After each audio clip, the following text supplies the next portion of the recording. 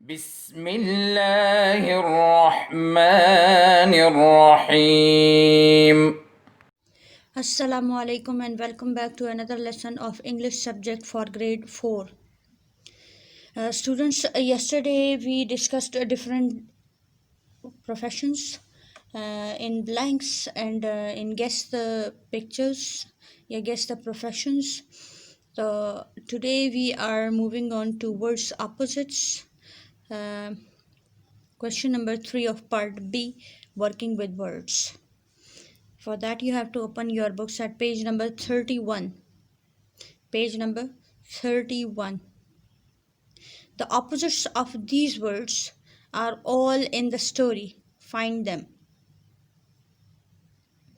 अच्छा, यहाँ पर कुछ ऐसे वर्ड्स भी आ सकते हैं जिनके दो या दो से ज़्यादा ऑपोजिट्स बनते हैं, लेकिन हम वही लिखेंगे जो स्टोरी में है। लेकिन आप पेपर में एग्ज़ाम के वक्त आप कोई भी ऑपोजिट इसका लिख सकते हैं, क्योंकि इसके जो भी ऑपोजिट्स हैं वो करेक्ट ऑपोजिट्स होते हैं। ठीक है, जैसे ये जो फर्स्ट वर्ड है इजी, इजी का जो ऑपोजिट है वो डिफ़िकल्ट है स्टोरी में, और डिफ़िकल्ट ही इसका ऑपोजिट होता है, लेकिन हार्ड भी डिफ़िकल्ट को कहते हैं, हार्ड। ठीक है, हार्ड।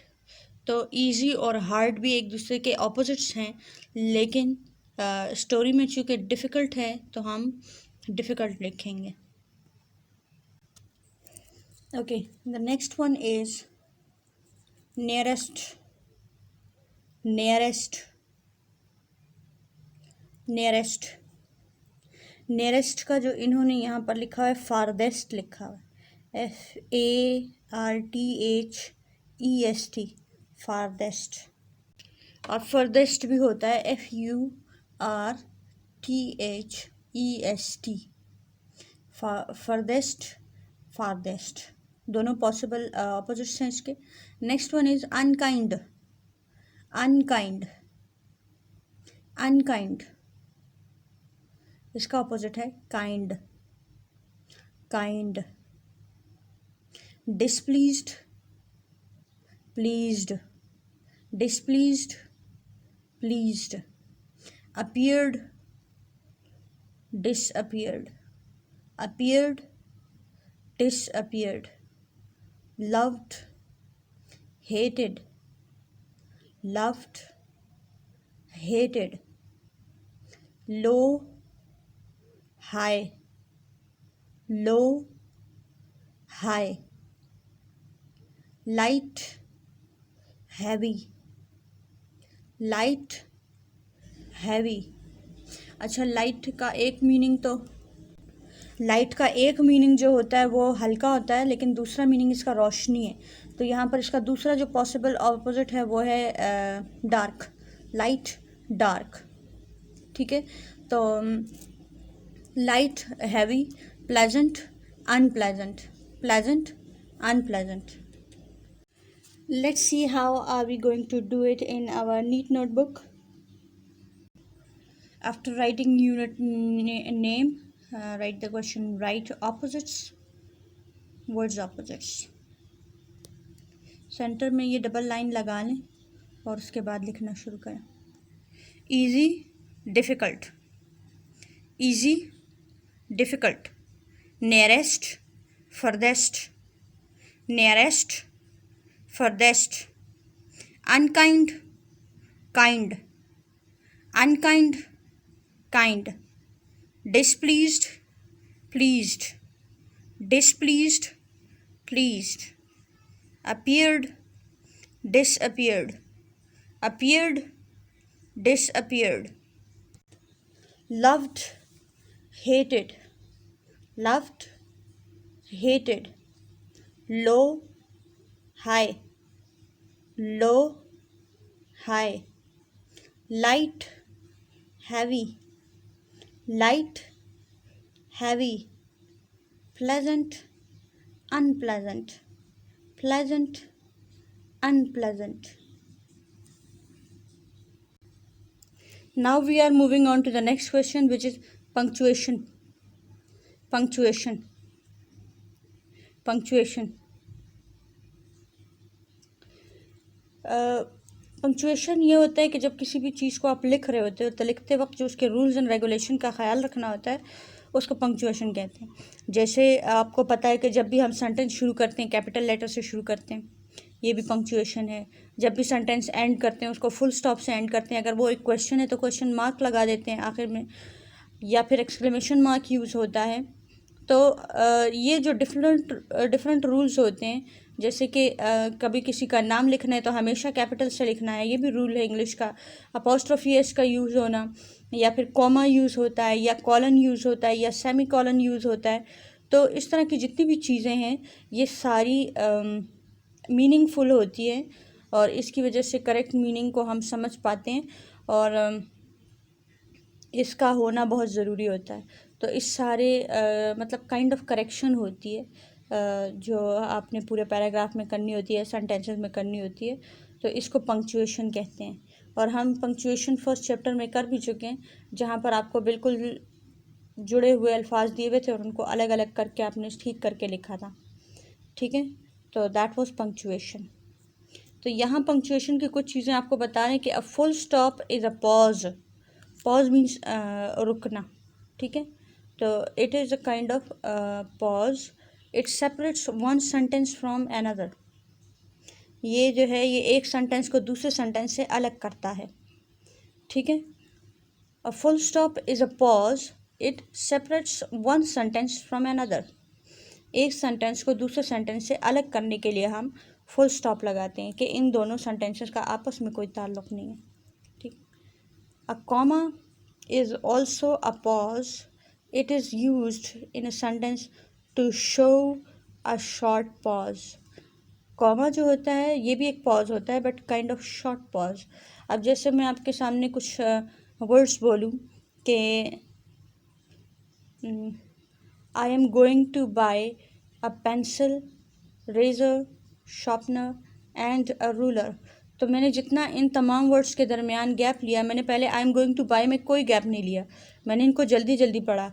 लेकिन जहाँ मैंने pencil, razor, sharpener and a ruler बोला तो वहाँ मैंने थोड़ा थोड़ा गैप दिया, थोड़ा थोड़ा बीच में रुकी।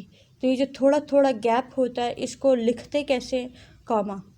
आप जब कॉमा लगा लेते हो तो मतलब ये हमने इस अंदाज में बोलना है। ठीक है, आपको बता रही हूँ पंक्चुएशन के अपना मीनिंग होता है। ठीक है, इनके अपने मीनिंग्स होते हैं। तो अगर आपके सामने कोई चीज़ जिस तरीके से लिखी हुई है आपने टोन फिर वही यूज़ करनी होती है जो वहाँ पर मौजूद होती है। तो comma is also a pause.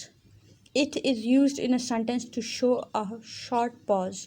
ये छोटा सा पॉज होता है, थोड़ी देर के लिए रुकना होता है। ठीक है, ज़्यादा नहीं। A semi colon looks like this. इस तरह होता है सेमी कॉलन, नीचे एक कॉमा और एक फुल स्टॉप ऊपर। ठीक है, इस तरह नज़र आता है। It shows us that there is a pause in a sentence. यहाँ पर एक पॉज है। अब देखिए यहाँ पर भी आपको सेमी कॉलन नज़र आ रहा है, यहाँ पे भी नज़र आ रहा है। A full stop is a pause, it separates one sentence from another. अब जितना पॉज लेना था मैंने यहाँ पर, जितनी देर के लिए मैंने रुकना था उसी लिहाज से मैंने इसमें यहाँ पर पॉज लगाया, लेकिन ये थोड़ा सा बिगर पॉज है। जो कॉमा वाला था वो देखें मैंने आपके सामने बोला pencil, razor, sharpener and a ruler. ठीक है, थोड़ा थोड़ा गैप है। लेकिन यहाँ पर मैंने क्या, a full stop is a pause, it separates one sentence from another. तो थोड़ा बड़ा पॉज है, ये कॉमा से थोड़ा ज़्यादा पॉज है। A semi colon shows a pause longer than a comma but shorter than a full stop. Full stop में तो बात ही ख़त्म हो जाती है ना, तो फुल स्टॉप से थोड़ा कम वाला और कॉमा से थोड़ा ज़्यादा पॉज लेना इसमें। ठीक है, अब यहाँ पर कुछ सेंटेंसेस इन्होंने आपको दिए हैं और उसमें आपने पंक्चुएशन करनी है, लेकिन सिर्फ फुल स्टॉप, कॉमा और सेमी कॉलन का काम नहीं है, आपने इसमें कैपिटलाइजेशन भी करनी है। मतलब जहाँ स्मॉल लेटर है और लिखना कैपिटल चाहिए था आपने वो भी करेक्शन करनी है। ठीक है, I am going to read the question. Separate these sentences using semicolons, commas and full stops. Don't forget to start each new sentence with a capital letter. ठीक है, तो इस बात को आप समझ लें कि जितने न्यू सेंटेंसेस होंगे उनको आपने कैपिटल से शुरू करना है। तो ये तो एक चीज़ क्लियर है कि जो नया सेंटेंस शुरू होगा वो कैपिटल से शुरू होगा। इन्होंने दोनों सेंटेंसेस को स्मॉल से शुरू किया है, तो पहले तो इसको कैपिटल कर लेते हैं। ये हो गया। ही कैपिटल एच से शुरू होना चाहिए था, इन्होंने स्मॉल से लिखा है। दे कैपिटल टी से शुरू होना चाहिए था, इन्होंने स्मॉल से लिखा है। आप देखते हैं कि बाकी हमारे पास यहाँ पर कोई कॉमा आता है या कॉलन, सेमी कॉलन। लेकिन एक इम्पॉर्टेंट चीज़ जो सबसे इजी है, शुरू के सेंटेंस शुरू कहाँ से हो रहा है? कैपिटल से होना चाहिए। एंडिंग इसकी फुल स्टॉप पे होनी चाहिए। एंड में फुल स्टॉप आपको नज़र आ रहा है? नहीं। ओके, इसको करेक्ट कर लेते हैं जी। फुल स्टॉप भी हो गया। अब सेंटेंस को रीड करेंगे। He shot an arrow, they just watched. He shot an arrow, they just watched. अच्छा, यहाँ पर आपको क्या लगता है, क्या लगेगा? कॉमा लगेगा या semi colon? He shot an arrow, they just watched. Very good, यहाँ सेमी कॉलन लगेगा, क्योंकि कॉमा अक्सर लिस्ट ऑफ थिंग्स में लगता है। जब हम बहुत सारी चीज़ों का नाम एक साथ बोलते हैं तब हम कॉमा यूज़ करते हैं, और यहाँ पर तो पॉज शो हो रहा है, तो इसलिए हम सेमी कॉलन यूज़ करेंगे। आई hope you can see this very well. अब मैं दोबारा जो नेक्स्ट सेंटेंस है उसमें रीड करके आपको बताऊंगी कि यहाँ क्या लगेगा, तो आप गौर से देखिए। सेंटेंस में फ़िलहाल कुछ एक्स्ट्रा नज़र नहीं आ रहा, ठीक है। They were good archers, he was good at everything. They were good archers, he was good at everything. यहाँ पर कॉमा लगेगा या semi colon? Semi colon, very good. Comma क्यों नहीं लगेगा? क्योंकि कॉमा अक्सर लिस्ट ऑफ थिंग्स, बहुत सारी चीज़ों के नामों के दरमियान लगाया जाता है, ठीक है। और यहाँ पॉज है, तो हम पॉज के लिए सेमी कॉलन यूज़ करेंगे। नेक्स्ट पेज पे इन्होंने 3 सेंटेंसेस और दिए हैं। शुरू करने से पहले हम देखेंगे स्टार्ट कैसे किया इन्होंने। कैपिटल से शुरू किया है? नहीं।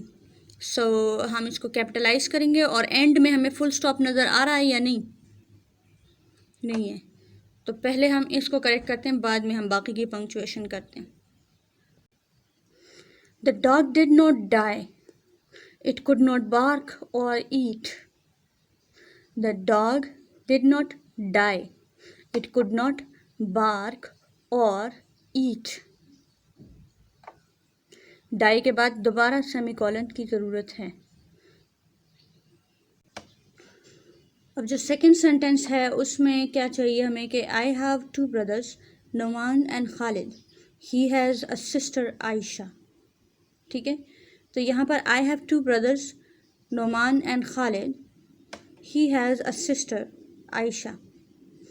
तो यहाँ पर कुछ स्मॉल पॉजेज हैं और कुछ लॉन्ग पॉजेज हैं। तो स्मॉल पॉज वाली जगह पर हम कॉमा लगाएंगे, और जो थोड़े से लॉन्गर पॉज हैं इसमें हमने सेमी कॉलन यूज़ करना है, ठीक है। दोबारा रीड कर रही हूँ, आप देखें मैं कितना वक्फा लेती हूँ, ठीक है। I have 2 brothers, Noman and Khalid. He has a sister Ayesha. I have 2 brothers के बाद मैं थोड़ा सा पॉज ले रही हूँ, तो यहाँ हम सिर्फ कॉमा लगाएंगे। नोमान एंड खालिद के बाद सेमी कॉलन, फिर he has a sister comma Ayesha full stop. लेकिन यहाँ एक और बात आपने नोट करनी है कि यहाँ 3 नाम है, नोमान, खालिद और आयशा। इन तीनों के नामों को कैपिटल से लिखना है, ठीक है। Noman capital N, Khalid capital K, Ayesha capital A।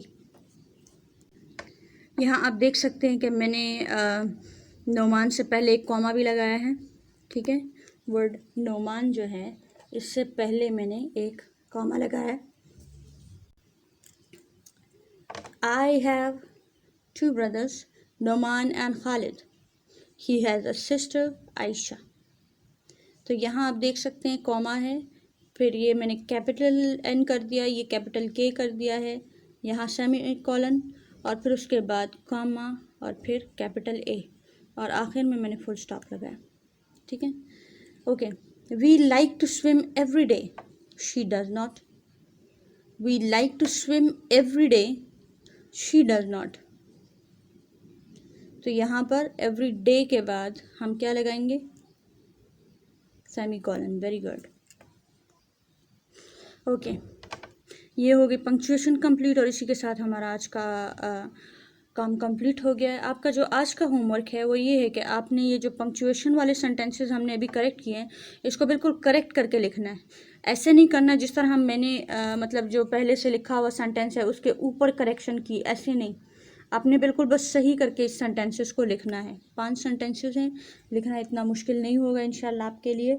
तो आप इसको करेक्शन के बाद बिल्कुल करेक्ट सेंटेंसेस सिर्फ लिखेंगे, ठीक है।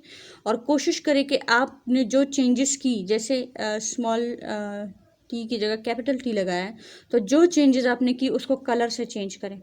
मैं एक या दो चीज़ें आपको करके दिखा रही हूँ, एक दो सेंटेंसेस आपको ठीक करके दिखा रही हूँ, बाकी आप खुद करेंगे। अब इस कार्ड पर आप देख सकते हैं कि जो करेक्शन मैंने किया उसको मैंने रेड बॉल पॉइंट से लिखा है। ये देखें, स्मॉल टी था, इसकी जगह कैपिटल टी। तो जो जो चीज़ें मैंने चेंज की है इसको मैंने करेक्ट करके इस तरह लिखा है। तो आप भी जब अपना होमवर्क करेंगे तो करेक्शन को आप किसी और कलर से करें, आपकी मर्ज़ी, आप जो भी कलर इस्तेमाल करें, बट कोशिश ये करें कि ऐसा कलर हो जो क्लियरली नज़र आए। जिस तरह यहाँ पर रेड बिल्कुल प्रोमिनेंटली नज़र आ रहा है, तो आप dark blue, dark purple, dark green कोई भी कलर यूज़ करें, बट जो लाइट कलर्स होते हैं जैसे येलो या ग्रे या कोई भी और ऐसे जो बिल्कुल लाइट कलर्स होते हैं, पिंक, तो वो ना यूज़ करें क्योंकि वो इसमें क्लियरली नज़र नहीं आएगा, ठीक है। So this was all for today. I hope you will do the homework and send it to us. Wish you best of luck. अल्लाह हाफिज़। اللهم انفعنا بما علمتنا وعلمنا ما ينفعنا وزدنا علما.